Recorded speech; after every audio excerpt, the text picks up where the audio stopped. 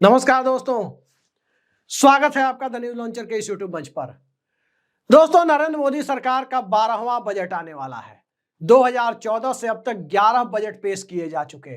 कभी अरुण जेटली ने बजट पेश किया, तो कभी पीयूष गोयल ने पेश किया, तो कभी निर्मला सीतारमन ने बजट पेश किया और अब निर्मला सीतारमन ही बजट पेश करने जा रही हैं। और लोगों को उम्मीद है कि भारत की अर्थव्यवस्था रफ्तार के साथ आगे बढ़े, एक ऐसी रफ्तार जिस रफ्तार में मध्य वर्ग और गरीब लोग भी आगे बढ़ते हुए दिखाई दे।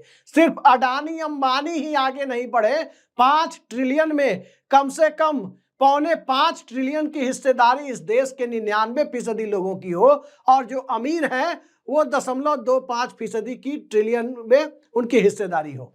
लेकिन ट्रिलियन का जीरो नरेंद्र मोदी की पार्टी के प्रवक्ता भले ही न बता पाते हों, लेकिन इस देश की अर्थव्यवस्था के अंदर जो जीरो यानी शून्य पैदा होता जा रहा है, उसमें आम आदमी के लिए मोदी सरकार कुछ करेगी आज बजट में, वो दिशा देने की कोशिश करेगी या फिर इस देश के गरीब मजलूम लोगों को, इस देश के मध्यम वर्ग को किसी ईश्वरीय कृपा के सहारे छोड़ देगी।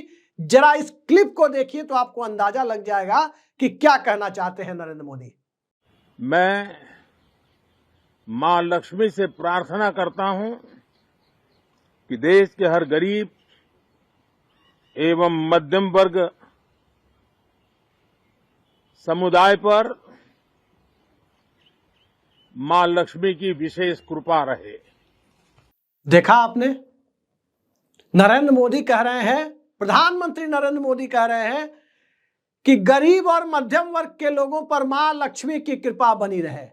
अब लक्ष्मी की कृपा के सहारे ही गरीब और मध्य वर्ग के लोगों को रहना हो, तो नरेंद्र मोदी सरकार की कृपा उसके सहारे आने वाली दरअसल है नहीं।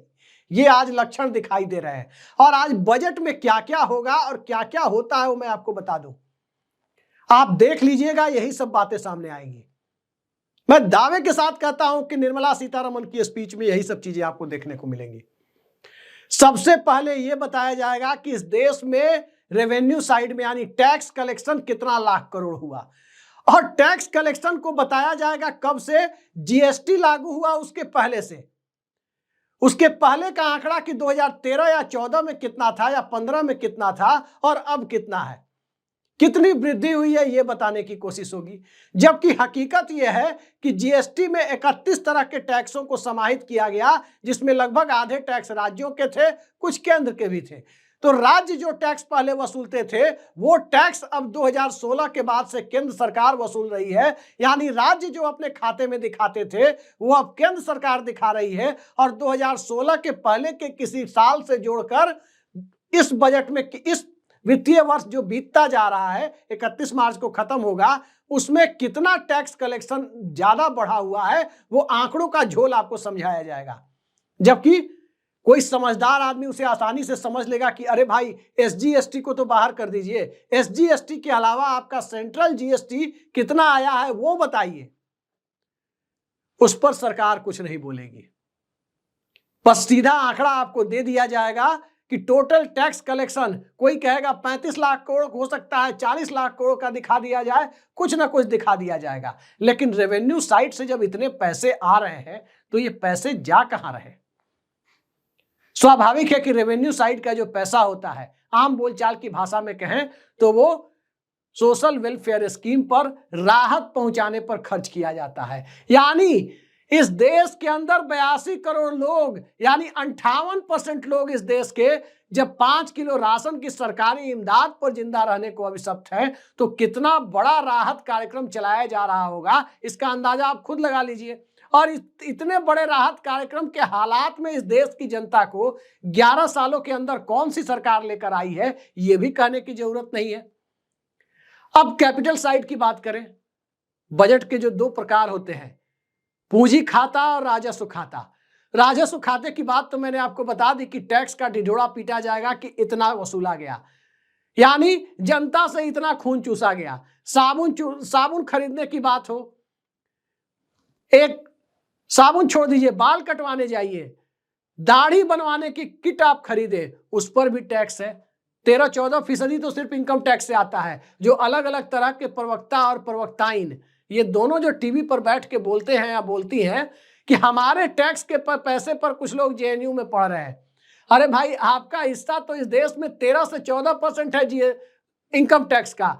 बाकी 85-86% टैक्स इस देश का गरीब से गरीब आदमी भी देता है। 64% जीएसटी इस देश के बॉटम 50% लोग देते हैं। क्या वो टैक्स नहीं देते? एक लुंगी, एक बनियान, एक गमछा भी खरीदते हैं तो वो टैक्स देते हैं।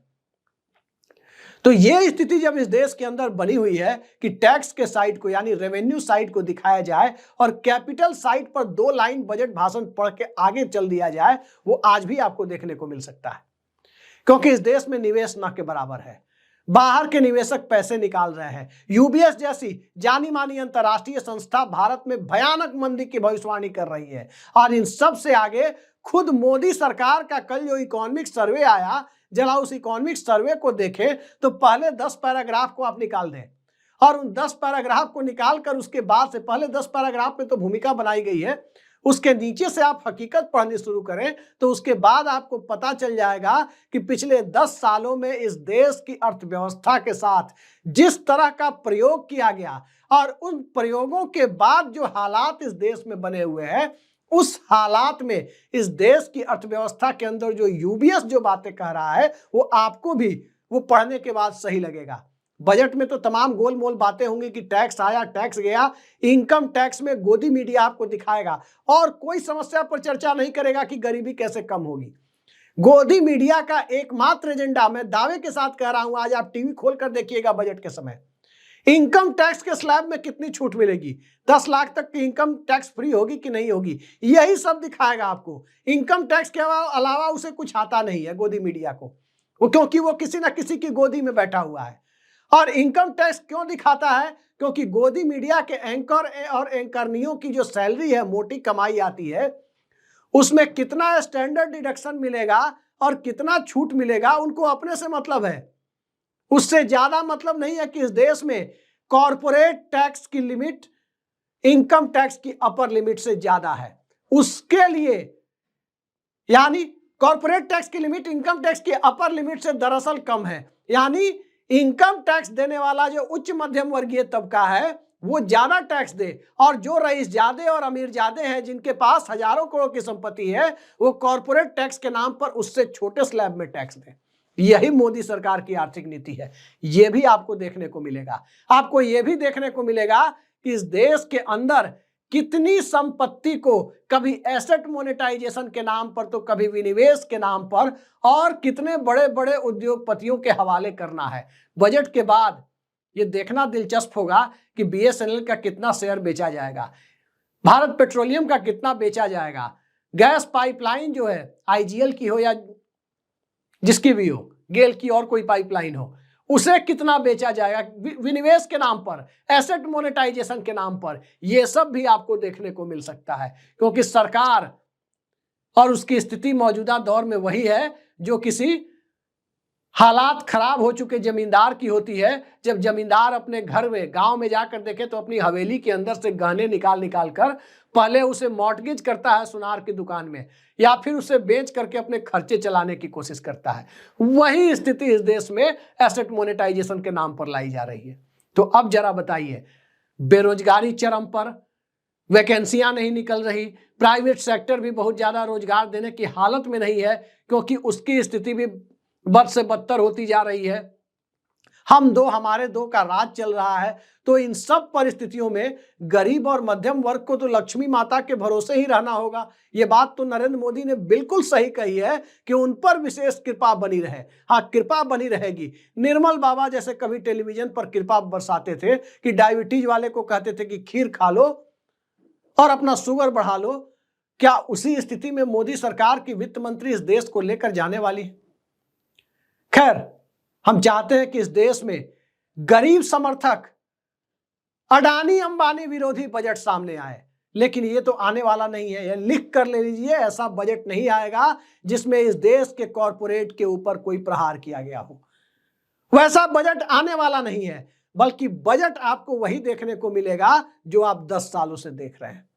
अब भूल जाइए कि यूपीए लेफ्ट कोऑर्डिनेशन कमेटी की बैठक में बजट के एजेंडे तय होते थे, तब तय होता था कि गरीब को क्या मिलेगा, तब तय होता था कि जितने सारे बैंक हैं उनमें कितनी हजारों लाखों वैकेंसियां निकाली जाएंगी, तब तय होता था कि मनरेगा के तहत पैसा दिया जाएगा, तब तय होता था कि आरटीआई लाई जाएगी, तब तय होता था कि राइट टू एजुकेशन दिया जाएगा, और तब तय होता था कि तेंदुलकर कमेटी और रंगराजन कमेटी के माध्यम से एक्चुअल पॉवर्टी यानी वास्तविक गरीबों की स्थिति की पहचान की जाएगी, गरीबों की संख्या का पता लगाया जाएगा। आज भूल जाइए, आज पता लगाने की जरूरत नहीं है, क्योंकि आपको पहले से ही पता है कि 5 किलो राशन पर जीने वाला व्यक्ति कम से कम अमीर तो नहीं हो सकता, वो गरीब है। तभी सरकार के लिए जागो हिंदू जागो और 5 किलो राशन के लिए लाइन में लागो वाली नीति पर चल रहा है। कभी अर्थशास्त्र में हम लोग पढ़ते थे, हिंदू ग्रोथ रेट, इंडिया की इकोनॉमी के ग्रोथ रेट को 90 के पहले वाले हालात को कहा जाता था। आज हिंदू ग्रोथ रेट नहीं, आज हिंदू जगाने का समय है, और हिंदू जगाकर 5 किलो राशन के लिए लाइन में लगाने का समय है। तो इसमें 5 किलो राशन के लिए लाइन में लगने वाला तबका स्वाभाविक है कि धीरे धीरे समय समय अपने आप को कर्मवाद से भाग्यवाद की तरफ ले जाने की दिशा में उत्तरोत्तर रूप से अग्रसर होगा। और जब वो भाग्यवाद की दिशा में जाएगा तो जय लक्ष्मी माता और उन्हीं के भरोसे हमें कुछ नहीं आता और दाता के नाम पर कुछ दे दो, उस स्थिति में खुद को लेकर जाएगा।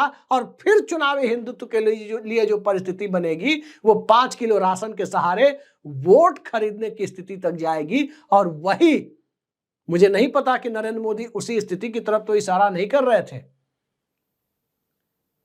जो कह रहे हैं कि माता लक्ष्मी की विशेष कृपा गरीब और मध्यम वर्ग पर बनी रहे। चलिए देखते हैं कितनी कृपा बनी रहती है, लेकिन कृपा बनी रहेगी इसकी गुंजाइश, कम से कम सत्ता की कृपा की गुंजाइश तो बहुत कम दिखाई देती है। बाकी बजट को लेकर इस देश में उम्मीद जगाए हुए लोगों और उम्मीद बनाए हुए लोगों को हमारी तरफ से शुभकामनाएं। आज के लिए इतना ही, नमस्कार।